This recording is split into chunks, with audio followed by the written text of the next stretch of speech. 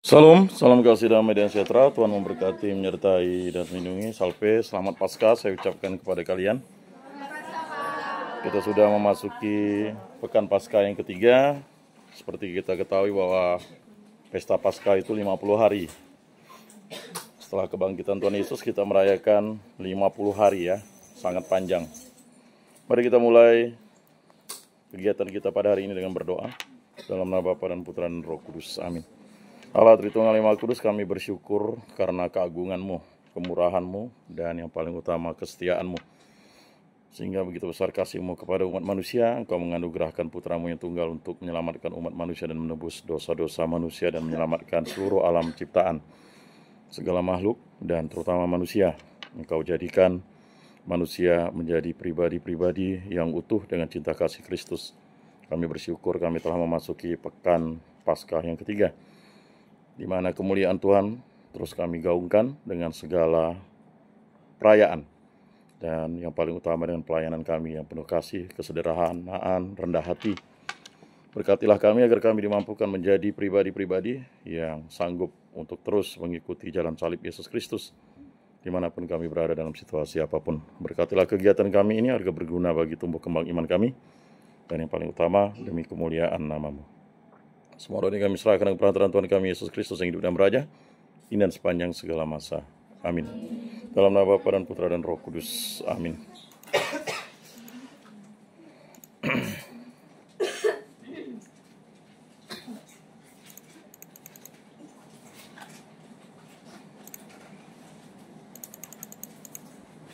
Baik, pada pertemuan ini kita akan membahas tentang peran para misionaris asing di Indonesia dalam perkembangan gereja Katolik. Di situ ada kesalahan, harusnya E ya. Peran para misionaris asing di Indonesia sangat penting dan strategis dalam perkembangan gereja Katolik, baik secara historis ya, pastoral, sosial maupun budaya. Jadi misionaris asing itu berarti misionaris dari luar Nusantara, misionaris bisa dari Eropa, ya terutama banyak dari Eropa, ya Eropa Barat. Misalnya dari Belanda, dari Austria, dari Jerman dan sebagainya, atau dari Prancis, ya. Atau bisa jadi misionaris asing dari Jepang, bisa jadi karena memang ada, atau dari Afrika kalau ada. Tetapi pada abad itu kita bisa tahu bahwa dari Portugis, Belanda, Jerman, dan Italia itu misionaris yang datang ke Asia dan Nusantara, yang menyebarkan radiasi yang baik, ya energi yang baik, jadi meradiasi. Kalau kita dalam satu circle begini kan, kalau kita tidak rendah hati, tidak menghargai teman kita sampai semester berapa pun kita tidak akan mengenal kawan kita sampai tamat pun. Padahal kita satu kelas ini udah 4 semester. Dia anak keberapa, dia dari mana, ya kita merasa dibuat satu circle gini bagian untuk tujuannya adalah bagaimana kita bisa memahami bahwa radiasi yang positif itu adalah radiasi untuk cinta kasih Kristus. Jadi itu satu circle, bahasa keren sekarang kan. Jadi kalau tantrum itu kan artinya orang-orang muda yang emosional mengekspresikan sesuatu, pokoknya senggol bacok. Nah, saya tidak tahu istilah sekarang ya, tantrum namanya itu ya. Jadi tidak ada istilahnya maaf, ya, senggol bacok. Atau kalau kita misalnya kaget, kebun binatang yang keluar dari mulut kita, ya. Kita lebih mudah mengucapkan itu daripada memaafkan, mengampuni. Mengapa sangat sulit? Karena setan dan iblis itu memang begitu. Karena dia memang tidak mau rendah hati, rendah diri, makanya dia tidak maampun, tidak minta ampun. Nah, bagi orang Katolik ya, kerendahan hati itu sudah menjadi bagian hidup kita, lifestyle kita. Rendah hati. Dan dicontohkan terus-menerus oleh pengikut Yesus Kristus. Pemimpin wakil Yesus di dunia yang akan dipilih pada tanggal 7 Mei nanti. Para kardinal akan berkumpul. Nah, itu menjadi sejarah historis bagi kita. Dan kita tidak bisa memprediksi memang. Dalam kanon, kitab hukum kanonik itu, biarlah nanti Tuhan Allah yang akan memilih melalui wakil-wakil Kristus di dunia. Para kardinal yang memiliki hak suara, yaitu batasannya di bawah 80 tahun. Kalau di atas 80 tahun, sudah mamai. Sudah apa namanya bahasanya? Oh, sudah oyot. Sudah pikun. Ya. Sama seperti kita. Nanti kita akan ada batas limit hidup kita nih. Sekarang mungkin kalian masih berpikir jernih, lurus. Tapi mulai nanti ya bertambah usia akan berpikir bengkok. Kiri kanan, kiri kanan, kiri kanan. Sekarang juga sudah berpikir serong-serong. Serong kiri, serong kanan, tidak lurus-lurus gitu. Nah, begitu juga dengan perkembangan ini ya. Jadi, baik secara historis, pastoral, sosial maupun budaya, dan ada aspeknya. Saya langsung ke garis besarnya, kalian sendiri yang akan mencari, ya setelah meet ini kalian harus mengeksplorasi diri dengan membaca buku. Sekarang mudah kok, buku ada di genggaman. Ya. Di WA ada AI, di Google itu bukan lagi AI, dia AI yang pertama. Kita mau tahu apapun ada di situ ya. Tinggal kalian mau membaca, dan betul enggak itu? Kalian studi literatur dengan sumber aslinya. Jangan langsung percaya misalnya perdebatan mengenai masalah agama di TikTok, di snack video ya, di Facebook, di YouTube. Itu ada konteksnya. Sekarang itu kalau kita mau pewartaan itu harus kontekstual. Bukan situasional, bukan karena perasaan, tetapi karena memang pelayanan. Kalau pakai perasaan tuh banyak orang tidak mau melayani, kan begitu. Ya kan?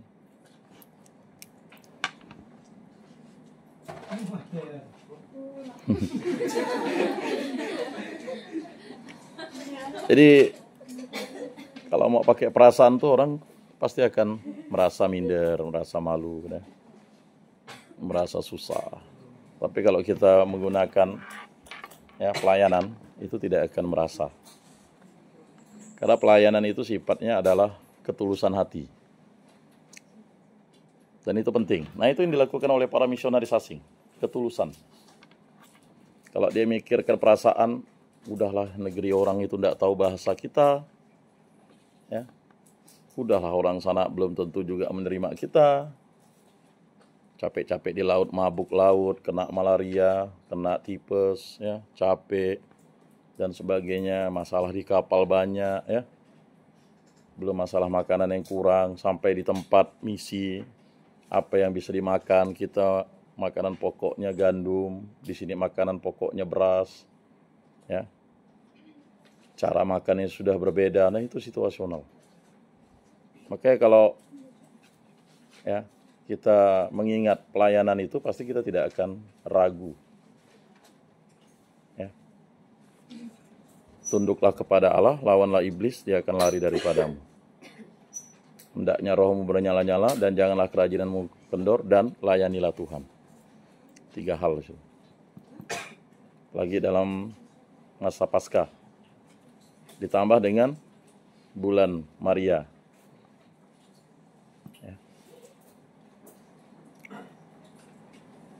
Jadi luar biasa. Nah, mereka membawa ajaran Kristiani ke berbagai wilayah, membaptis penduduk lokal dan membentuk komunitas Katolik awal, terutama di Maluku, Flores Timur, dan kemudian menyebar ke Kalimantan, Sulawesi, Sumatera, dan Jawa. Sesuai dengan amanat agung Yesus. Baptislah dalam nama Bapa dan Putra dan Roh Kudus, dalam nama Bapa dan Anak dan Roh Kudus. Wartakanlah sampai ke ujung dunia. Jadi kalau kita baca Injil Matius, Markus, Lukas, Yohanes itu ada misi, maka misa. Maka ketika kita selesai misa itu kan kita dapat misi. Pulanglah dengan damai, membawa damai, kan begitu. Damai itu harus diperjuangkan. Damai itu tidak bisa kita diam-diam saja begitu.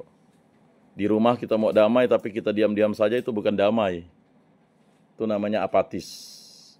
Di rumah ada orang mabuk-mabukan.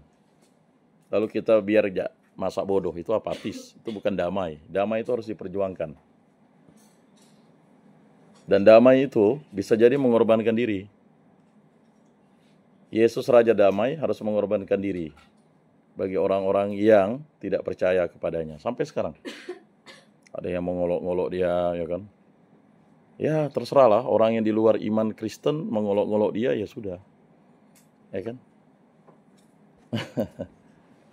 Jadi mengoloknya itu sampai ke kelaminnya, sampai kemana dan sebagainya ya.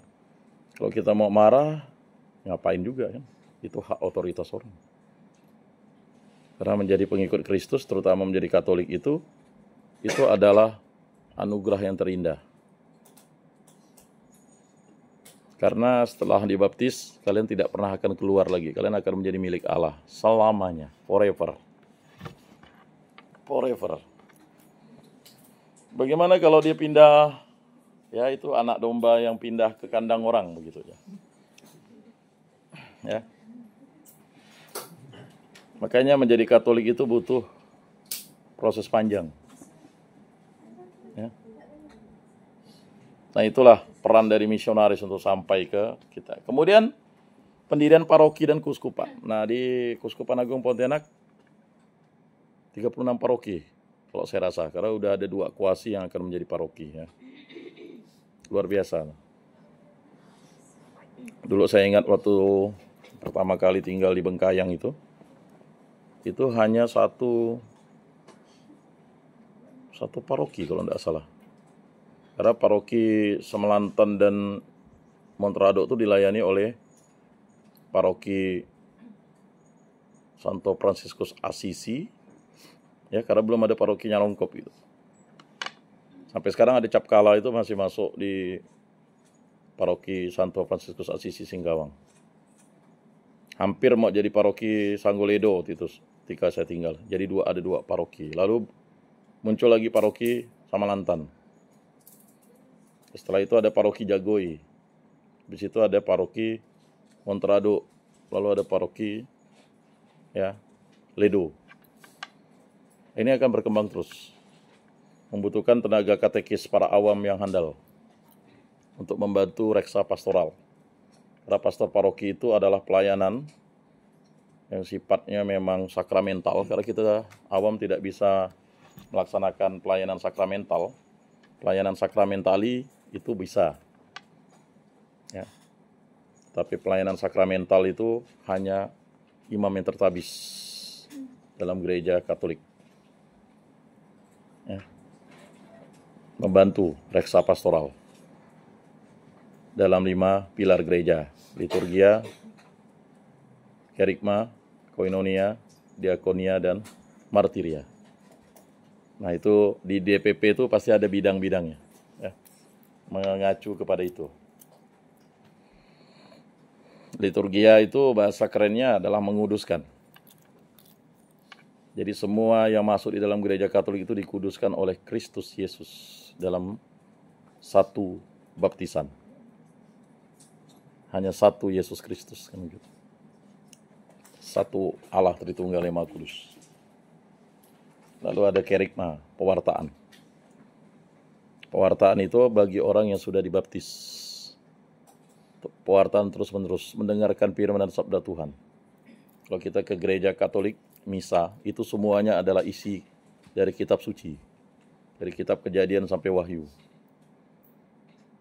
Dari mulai lagunya pun juga adalah bait kitab suci. Firman dan sabda Allah.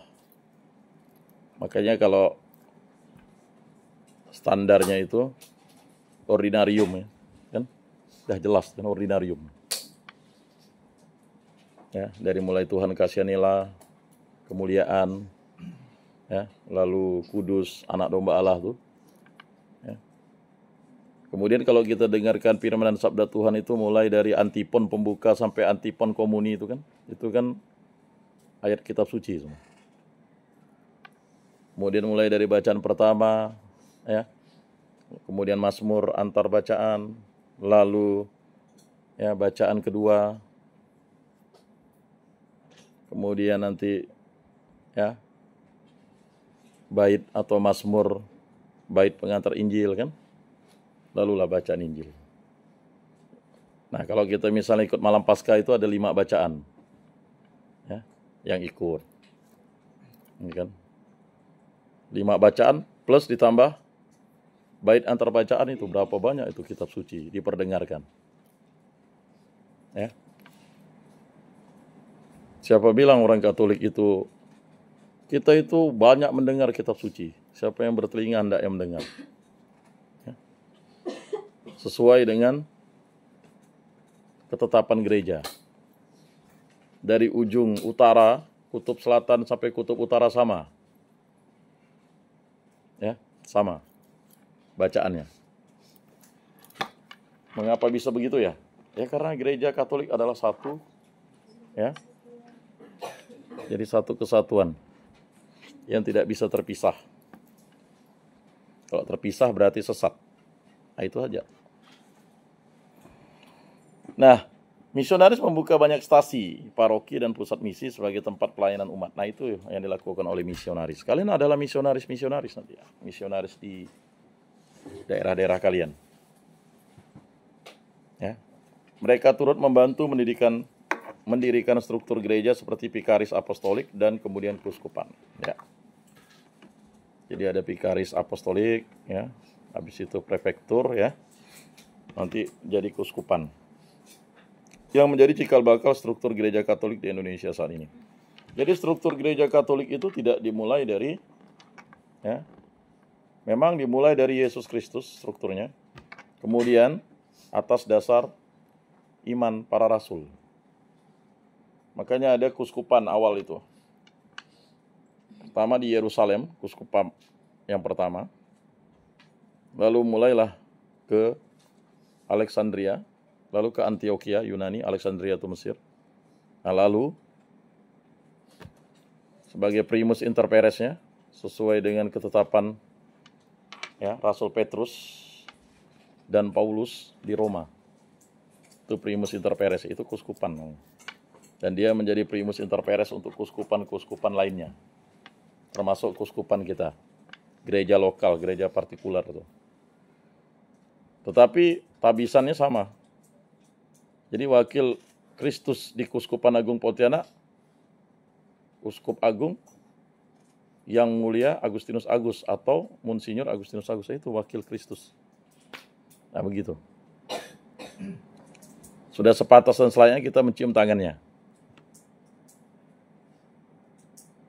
Sudah sepantas dan selayaknya. Karena dia adalah Bapa kita, pimpinan umat Katolik. Ya, pimpinan.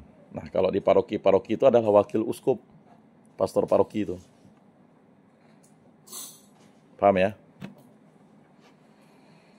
Nah, kemudian selain mendirikan paroki dan keuskupan, kita pasti lihat mendirikan tempat pendidikan dan kesehatan. Nah, itu udah pastilah. Makanya sekolah-sekolah Katolik di kota Pontianak ini misalnya, ya, SMA Gembala Baik, SMA Bruder Santo Paulus, SMA, ya, Santo Petrus, ya. Itu didirikan. SMP Suster, mungkin salah satu kalian nanti akan mengajar di tempat itu, ya.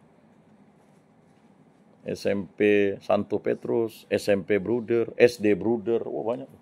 Bruder Melati, Bruder Canisius,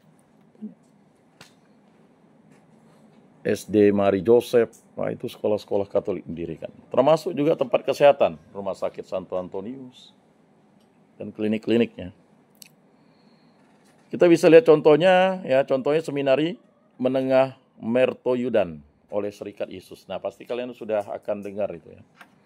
Sekolah-sekolah oleh bruder dan suster di kongregasi asing. Nah, jadi banyak tuh. Kemudian pendidikan ini tidak hanya untuk orang Katolik, tetapi juga melayani masyarakat umum, mencerdaskan kehidupan bangsa. Salah satu gubernur kita sekolah di sekolah Katolik, ya, gubernur yang sebelum ini nih, di sekolah Bruder Santo Paulus. Mengapa? Karena pendidikan itu sifatnya universal. Hah? Ya kan, siapa lagi setelah Norsan? Ya kan? Bahkan dia sebagai ketua alumni kah, salah satunya. Kemudian ada inkulturasi dan pelestarian budaya lokal. Nah, kemarin mungkin ada yang ikut Paskah berbahasa Jawa. Ya. Paskah itu tidak ada sukunya, tidak ada ini ya, berbahasa. Paskah berbahasa Jawa kan begitu. Nah, Paskah berbahasa Dayak itu kalau kita pergi ke Bidayu sudah ada kitab suci bahasa Bidayu. Kalau di Kalimantan Barat memang agak sulit. Sudah ada terbitan bahasa Ahe atau bahasa, tetapi itu diakui oleh LAI saja. LBI belum mengakuinya karena butuh penelitian bahasa yang lebih akurat. Karena sama-sama bahasa Ahe misalnya, contohnya bahasa Ahe Ambawang dengan bahasa Ahe Menjalin, bebini. Nah, kalau bebini orang Menjalin itu artinya memiliki bini atau memiliki istri. Sedangkan bebini bahasa Ambawang kan sama tuh. Nyebutnya sama, artikulasinya sama, tetapi artinya berbeda. Bebini itu artinya melakukan hubungan seks. Nah, kan susah tuh. Kan begitu. Mana orang Ambawang? Betul enggak tuh? Mana Ambawang? Betul enggak? Jangan sampai saya salah gitu. Mana ada? Ada enggak? Kalau orang Menjalin mana Menjalin? Ada Menjalin sini. Karangan. Betul ya, kalau bebini itu kan punya istri kan? Pasti kamu bilang kan? Nah, kalau orang Ambawang pasti udah panganten gak kau? Berarti dia, nah, kalau di Menjalin Karangan pasti udah babini gak kau? Kan begitu. Itu dianggap halus di sana, tapi di Ambawang dianggap kasar. Satu bahasa sama dengarnya, gitu. Ya kan? Kan begitu. Nah, itu mungkin yang membuat LBI harus meneliti bahasa itu dengan tepat, harus dibuat kamusnya. Nanti salah, ya kan? Susah juga. Nah, itu penting ya. Kalau Bidayu mungkin udah jelas tuh, makanya dibuat kamus dulu. Kalau kita ingin mensulih bahasakan sesuatu tuh ada kamusnya. Nah, kamusnya itu harus ditetapkan konsensus bersama. Jangan seperti itu tadi, susah nanti. Ya kan?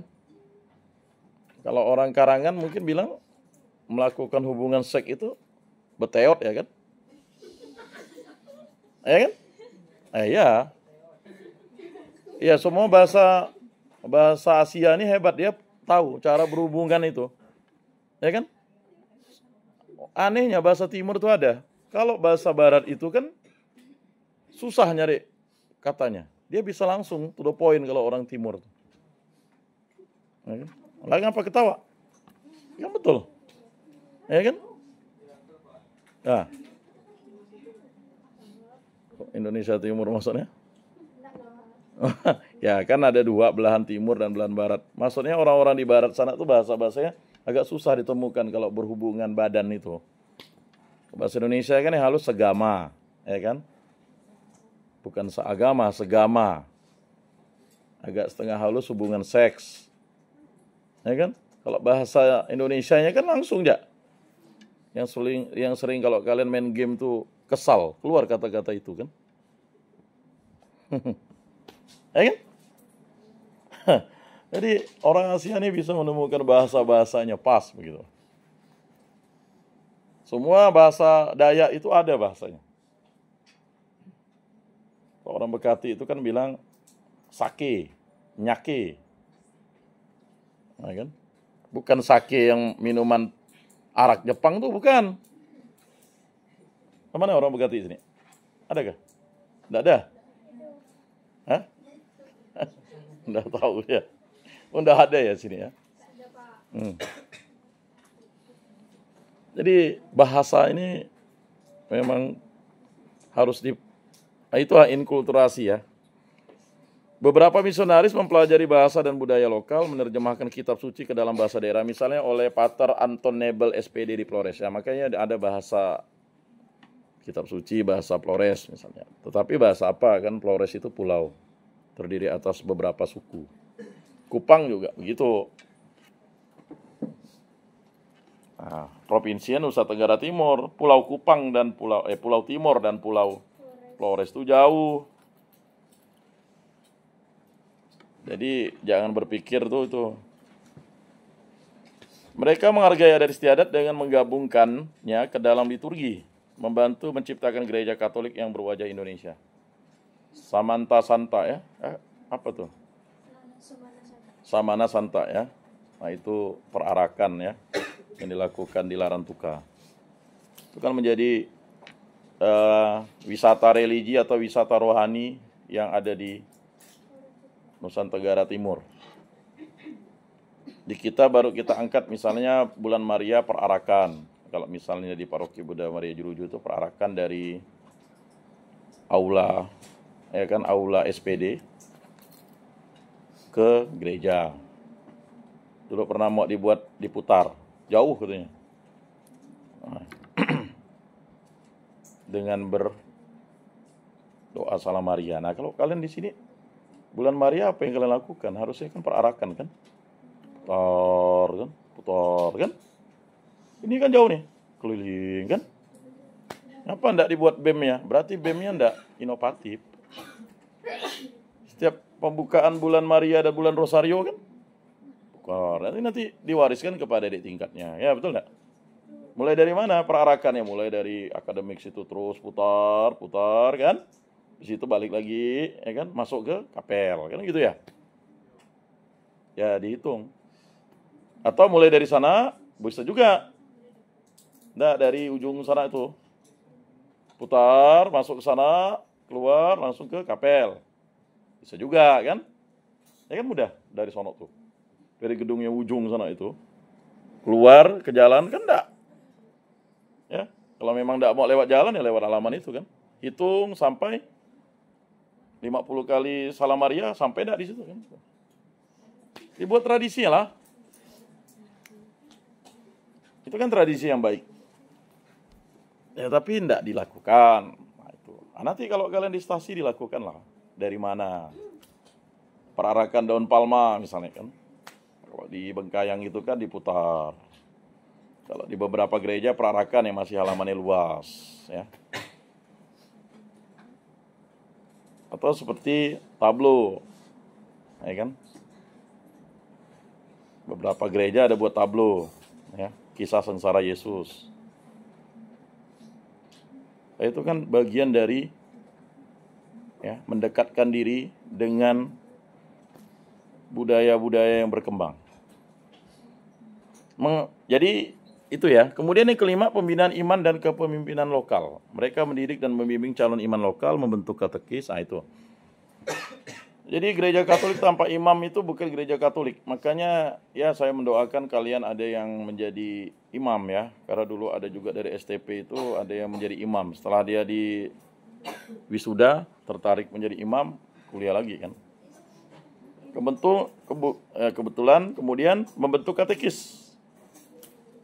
Sengsang itu di Singkawang itu kan katekis Sengsang. Guru agama dan tokoh umat. Nah, tokoh umat ya bisa ketua lingkungan, ketua stasi ya. Dan ini tidak bergaji semuanya. Honor dari Allah. Upahmu besar di surga. Jangan cari harta yang bisa dimakan ngengat. Carilah harta yang tidak akan dimakan ngengat. Itulah harta surgawi. Yaitu. Jangan berharap kita menjadi katekis kaya. Pasti katekis itu banyak utang, tapi dibayar utangnya. Ya. Jadi guru agama mau kaya ya tidak bisa. Bisa kalau kita memang sudah punya usaha, tapi tidak kaya lah, sejahtera lah. Jadi tokoh umatnya kan. Karena kekayaan itu duniawi, tetapi harta surgawi itu diberikan sama kepada kita. Itulah baptisan, rahmat.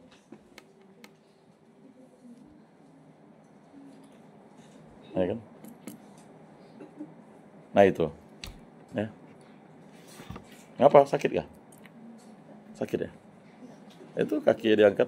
Dingin. Oh, dingin. Ya nanti saya angkat kaki juga ya. Pindah saja kalau terlalu dingin di situ. Nah itu ya.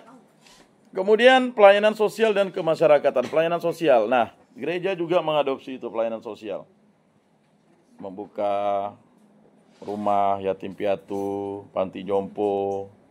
Kemudian sekarang hebat di beberapa paroki ada paguyuban mortalitas ya. Kalau di BMJ paroki itu ada paguyuban Arnoldus Jansen, kalau di MRPD ada paguyuban Lazarus, di Kota Baru ada paguyuban Mortalitas, saya kurang tahu namanya apa. Di tingkat komunitas ada paguyuban Santo Kristoporus.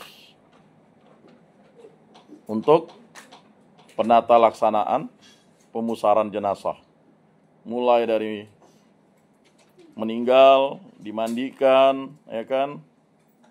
Jadi bagi orang Katolik itu semuanya harus dilayani. Itulah kita. Apalagi kita katekis, kalau ada orang meninggal jangan sampai tidak pergi. Wajib pergi. Ya. Malah takut antu. Jangan jadi katekis. Kalian sebagai suluh, sebagai katekis selalu takut pula antu. Malah dia kepalanya. Kepala tuh takut antu. Megang jenazah sial gak? Nggak ada. Itu hanya image-image yang dibangun. Itu kutukan-kutukan yang dibangun di dalam kerangka berpikir kita sebagai umat Katolik. Ketika kita dibaptis, tidak ada lagi kuasa kutukan yang bisa menjangkau kita. Karena semua sudah dipatahkan dalam nama Yesus Kristus. Mengapa kita masih terikat dengan itu? Ya kalau tidak mau makan di situ ya bukan masalah suwenya kan gitu. Karena kita sudah dibaptis, Anda menjadi berkat. Justru kalau Anda tidak datang itu Anda menjadi kutuk bagi orang. Lihatlah katekis itu kan. Jadi itu ya. Kemudian ada pemberdayaan ekonomi umat lewat koperasi. Nah itu kita lihat di situ ada CU. Kalian juga diberikan materi CU kan. Nah, kemudian ada pertanian. Seingat saya dulu tangan kanan itu kitab suci, kirinya adalah cangkul. Lihat yang dilakukan oleh para murid Yesus. Selain pewartaan dia juga bekerja sebagai nelayan. Ya.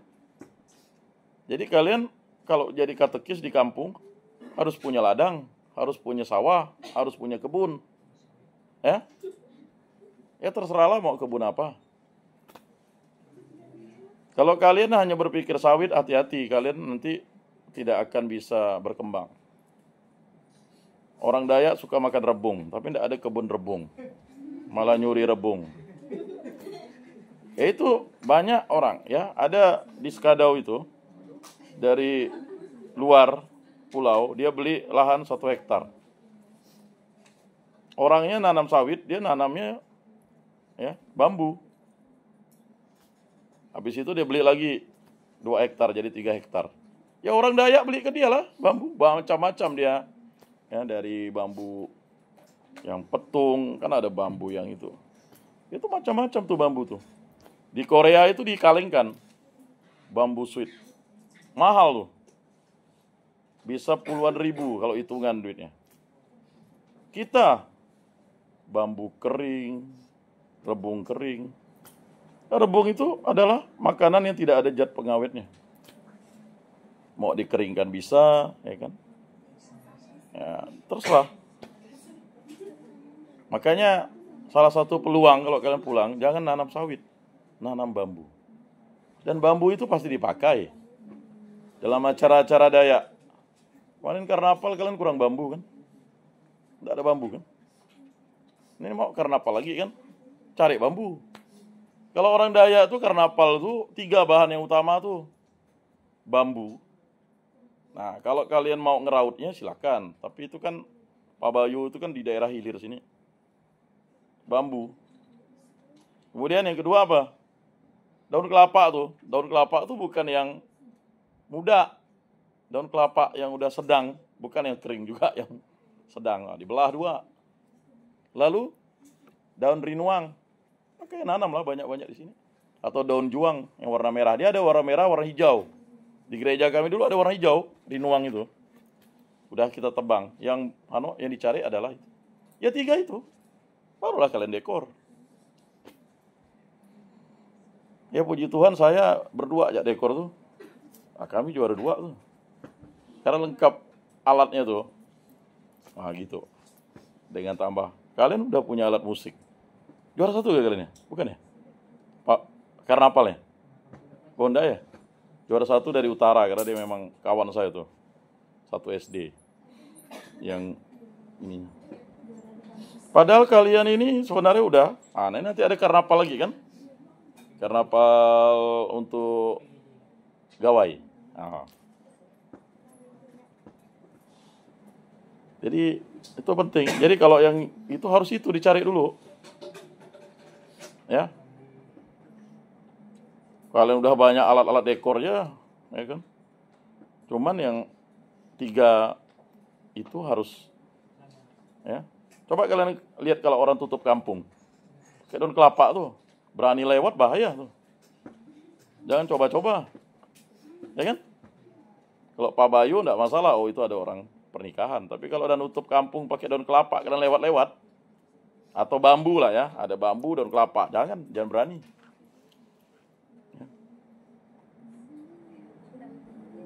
Dulu di Sebujit itu di mana ya? Pernah terjadi di Siding, kecamatan. Jadi dia lagi pulang kampung, dia tuh udah dikasih tanda jangan lewat situ. Lewat situ yang satu tuh, akhirnya kepalanya diambil, anak sekolah tuh. Ribut mau perang dulu. Nggak jadi, didamaikan. Karena udah dikasih tanda sebenarnya, nggak boleh lewat situ. Karena memang ada masih tradisi, kita katakan tradisi ya, tradisi Dayak. Ketika sudah dikasih tanda masih lewat itu nantang, ya udah kepalanya diambil. Ya, itu kurang lebih beberapa belas tahun yang lalu ya, waktu masih almarhum Pak Lunak menjadi bupati, ribut tuh, didamaikan. Kenapa alasannya? Ini kampung yang, karena dia kan sebenarnya harusnya udah dibuat lewat bawah, dia lewat atas, lupa dia. Dipikirnya mungkin karena enggak diingatkan kan. Ya udah, kalau kepalanya diambil, yang perempuan enggak, karena memang kepala perempuan itu enggak diambil ya. Yang diambil kan kepala laki-laki yang sakti. Ya masa sih ngayo kepala perempuan tuh namanya banci. Iya. Terkadang kan kita tuh, inilah ya, kalau untuk budaya kami ya, perempuan itu tuh sangat dihargai dan dihormati. Sebenarnya laki-laki tidak boleh mukul perempuan tuh. Banci namanya. Perempuan itu kan seperti ibu kita. Itu tradisi.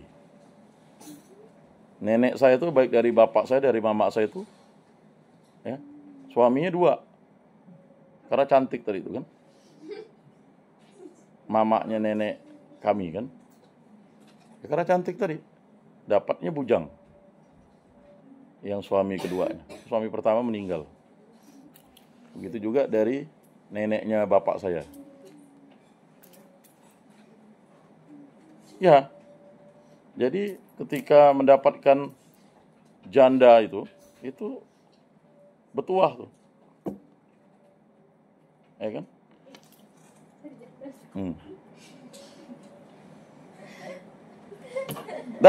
Paham enggak? Nah, enggak tahu ya budaya beberapa, saya rasa sama ya. Kalau di Hulu itu enggak boleh perempuan bawa kayu api. Kalau di malu Bu, kalau di sini di daerah-daerah hilir sini malah perempuan pula yang ngangkat kayu api, yang laki-laki bawa mandau. Terbalik. Ya di sini mungkin karena pernah ada kerusuhan, jadi kalau takutnya ada musuh ya, kali mungkin ya. Mungkin, saya tidak tahu juga, perlu di yang namanya. Nah, jadi seperti itu. Malu lah. Kalau saya sih malu kelahi dengan perempuan. Kalau saya, karena itu terbawa dari tradisi dari leluhur. Diselesaikan dengan baik-baik.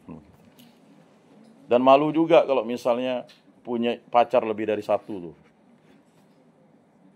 Ya kalau memang tidak suka, putuskan kan begitu. Nah itu kan nilai-nilai yang baik dari budaya lokal kan. Kan begitu. Paham ya? Jadi kalau kita nih sebagai laki-laki Katolik, mahasiswa Katolik punya pacar lebih dari 1, itu namanya tidak gentleman. Itu namanya main-main. Kalau main-main jangan pacaran. Pacaran tuh bukan untuk main-main. Ini udah mulai dah ya. Buka kartu kawan. Ya, bagian kita kan misionaris. Kalau kita ingin menjadi sesuatu yang baik ya. Nah, mereka sering juga berada di daerah terpencil menjadi satu-satunya penggerak pembangunan masyarakat setempat. Nah ya, kita contoh misalnya Pater Cornelis Lecoq de Armanville, SJ, penyebar iman Katolik di Kalimantan. Lalu Pater Franciscus Georgius Josephus Van Lith, SJ, pembaptis pertama di Tanah Jawa 1904, cikal bakal gereja Katolik di Jawa. Van Lith ya, sekolah Van Lith. Kemudian Pater Hendrik Geise, SPD, misionaris aktif di Nusa Tenggara Timur. Kemudian ada CU itu seorang pastor. Pastor Karim Arbi, SJ. Dia meninggal di Timur Timur. Nah, itu yang membawa CU di Indonesia. Banyak. Jadi para misionaris asing bukan hanya soal penyebaran agama, tetapi juga menyentuh aspek sosial, budaya, dan pembangunan manusia seutuhnya ya. Mereka meletakkan dasar yang kokoh bagi pertumbuhan gereja Katolik Indonesia yang kini semakin mandiri dan kontekstual. Nah itu. Jadi dia lihat budaya Dayak itu baik, ya kan, budaya monogaminya maka cocok ya begitu. Ya. Jadi kalau misalnya dalam tradisi budaya, saya ngomong budaya kakek saya ya. Jadi kalau misalnya dia boleh beristri itu hanya untuk kerjaan ladang, karena si nenek nih ngurus anak. Jadi dia mengawini itu. Tetapi ketika yang istri keduanya ini ngelunjak misalnya, ya, dia harus bayar adat tuh sesuai dengan rambut istri pertama tuh. Mampu gak ngitung rambut? Makanya berat. Ya. Nah itu. Anda tahu lah anak muda zaman sekarang ya. Perkawinan adat itu kan harus perawan dan perjaka ya. Minimal duda dan janda, atau janda dan perjaka, atau perawan dan ya, atau ya itu pokok statusnya jelas lah. Mengapa? Karena dalam tradisi Dayak itu tidak boleh mengambil istri orang, ya kan? Itu. Harus jujur. Kalau enggak dihukum adat. Sumbang mata, sumbang telinga. Kalau dia punya anak berapa harus jelas anaknya. Oh, dia anak 2, ini anak 3. Ngomong. Nah gitu. Nah itu yang mungkin membawa kita, ya orang-orang di pedalaman lebih senang beragama Katolik atau Kristen ya.